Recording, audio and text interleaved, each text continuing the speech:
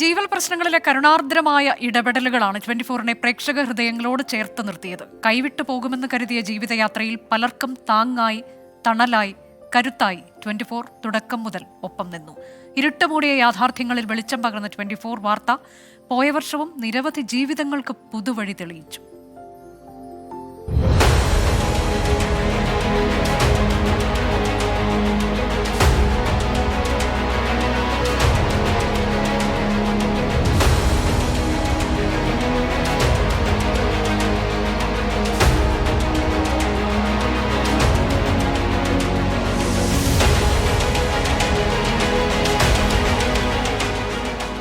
പ്രതീക്ഷിച്ചില്ല. വളരെയധികം നന്ദിയുണ്ട്. എത്രയും ചെയ്തു തന്നു. അല്ലെങ്കിൽ ഞാനും എൻ്റെ മക്കളും മരിക്കാൻ വേണ്ടി ഇരിക്കുകയായിരുന്നു. പക്ഷെ സാറ് സഹായിച്ചാലും രക്ഷപ്പെട്ടു. ജപ്തി ചെയ്ത് വീട് താഴിട്ട് പൂട്ടി പുറത്താക്കപ്പെട്ട പറവൂരിലെ സന്ധ്യ പോലുള്ളവരുടെ ജീവിതങ്ങൾ 24 പൊതുസമൂഹത്തിലെത്തിച്ചു. മണിക്കൂറുകൾക്കുള്ളിൽ സഹായപ്രവാഹം. വാർത്തയറിഞ്ഞ് സന്ധ്യയുടെ മുഴുവൻ ബാധ്യതകളും ഏറ്റെടുത്ത് MA യൂസഫലി രംഗത്തെത്തി. ഇനിയൊരിക്കലും തുറക്കാൻ കഴിയില്ലെന്ന് കരുതിയ വീടിന്റെ വാതിൽ പൂട്ടിയവർ തന്നെ ആ രാത്രിയിൽ സന്ധ്യയ്ക്കും കുടുംബത്തിനും തുറന്നു നൽകി.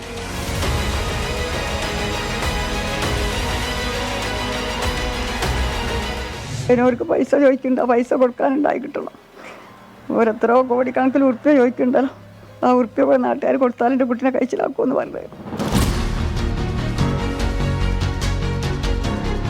വധശിക്ഷയ്ക്ക് വിധിക്കപ്പെട്ട് സൗദിയിലെ ജയിലടക്കപ്പെട്ട കോഴിക്കോട് ഫറൂഖ് സ്വദേശി അബ്ദുൽ റഹീമിന്റെ കഥയും സങ്കടക്കടലിൽ മുങ്ങിയ കുടുംബത്തിന്റെ നിസ്സഹായതയും 24 പ്രേക്ഷകർക്ക് മുന്നിലെത്തിച്ചു. ഈ അമ്മയുടെ തോരാത്ത കണ്ണീരിനൊരു പരിഹാരം ഉണ്ടാകണമെങ്കിൽ നമ്മൾ മലയാളികൾ ഒത്തുചേരണം, ഒന്നിച്ച് സഹായിക്കണം. ഒരു ക്രൗഡ് ഫണ്ടിങ്ങിലൂടെ ഈ പണം 10 ദിവസങ്ങൾക്കകം കണ്ടെത്തണം. 10 ദിവസം കൊണ്ട് അസാധ്യമെന്ന് കരുതിയ 34 കോടി രൂപ മാസ് ക്രൗഡ് ഫണ്ടിങ്ങിലൂടെ ലോകമെമ്പാടുമുള്ള മലയാളികൾ ചേർന്ന് സമാഹരിച്ചത് 7 ദിവസം കൊണ്ടാണ്. പെരുന്നാൾ ദിനത്തിൽ അബ്ദുൽ റഹീമിന്റെ ഉമ്മയുടെ കണ്ണിൽ സന്തോഷത്തിന്റെ, ആശ്വാസത്തിന്റെ വെട്ടം തെളിഞ്ഞു. കാട്ടിത്തന്നെ നിങ്ങളൊക്കെ സഹകരിച്ച് നിങ്ങളൊക്കെ നന്ദി, എല്ലാവരോടും നന്ദി പറയുന്നു. വേറൊന്നും പറയാനില്ല. എല്ലാവർക്കും നന്ദി, ശുക്ർ തന്നെ. അതുകൊണ്ട് ഒരിക്കലും ഈ ചാനലിൽ ഈ വ്യക്തികളെ നമ്മൾ ഒരിക്കലും മറക്കൂല. എന്റെ കാലത്തിന് ശേഷമാണ് ഇത് ഇളം പുഞ്ചിരിയോടുകൂടി നമ്മൾ കാണുന്നത്. പ്രതീക്ഷയറ്റ മനുഷ്യരുടെ നിറഞ്ഞ പുഞ്ചിരികൾ. വീടെന്ന് വിളിക്കാൻ പോലും കഴിയാത്ത, വെളിച്ചമില്ലാത്ത ഒരു കുഞ്ഞു കൂരയിലായിരുന്നു ഭിന്നശേഷിക്കാരനായ സഞ്ജുവും കുടുംബവും കഴിഞ്ഞിരുന്നത്.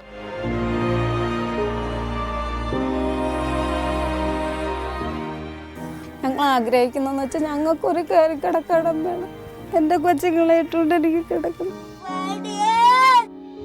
പലരും വന്നും കണ്ടും ഫോട്ടോയെടുത്തും പോയതല്ലാതെ ഒരു സഹായവും ആരും തന്നില്ല എന്ന് പറയുന്ന സഞ്ജുവിന്റെ അമ്മയുടെ ദൈന്യതയും സഞ്ജുവിന്റെ ദുരിതസ്ഥിതിയും 24-ലൂടെ കേരളം കണ്ടു. ഉത്തരവാദിത്തപ്പെട്ടവർ മുഖം തിരിച്ചപ്പോൾ 24 വാർത്ത കണ്ട് ഒരു കൂട്ടം അധ്യാപകർ ഒത്തുചേർന്ന് സഞ്ജുവിന് സ്വപ്നക്കൂടൊരുക്കി. അതും തികച്ചും ഭിന്നശേഷി സൗഹൃദമായി ഒരു വീട്. അങ്ങനെ അവഗണനയിൽ ആശയറ്റ മനുഷ്യരെ കൈപിടിച്ചുയർത്തിയ നിരവധി വാർത്തകൾ. ഉരുൾപൊട്ടലിൽ കുടുംബാംഗങ്ങളെ നഷ്ടപ്പെട്ട അനീഷിന്റെയും വിഷ്ണുവിന്റെയും വാർത്തകൾ 24-ലൂടെ ജനമറിഞ്ഞു. പിന്നാലെ അനീഷിന് പുതിയൊരു ജീപ്പ് നൽകി ഡിവൈഎഫ്ഐയും വിഷ്ണുവിന് പുതിയ ഓട്ടോറിക്ഷ വാങ്ങി നൽകി ബഹ്റൈനിലെ ഇന്ത്യൻ യൂത്ത് കൾച്ചറൽ കോൺഗ്രസും ആ യുവാക്കളുടെ പ്രതീക്ഷകൾക്ക് ജീവൻ പകർന്നു. ആ സമയത്ത് ആ വാർത്ത പുറത്തുവിട്ടത് 24. വിഷ്ണു ഈ താക്കോല് വാങ്ങുമ്പോൾ ഞാൻ ഇടയ്ക്കൊന്ന് വിഷ്ണുവിൻ്റെ മുഖത്തേക്ക് നോക്കി.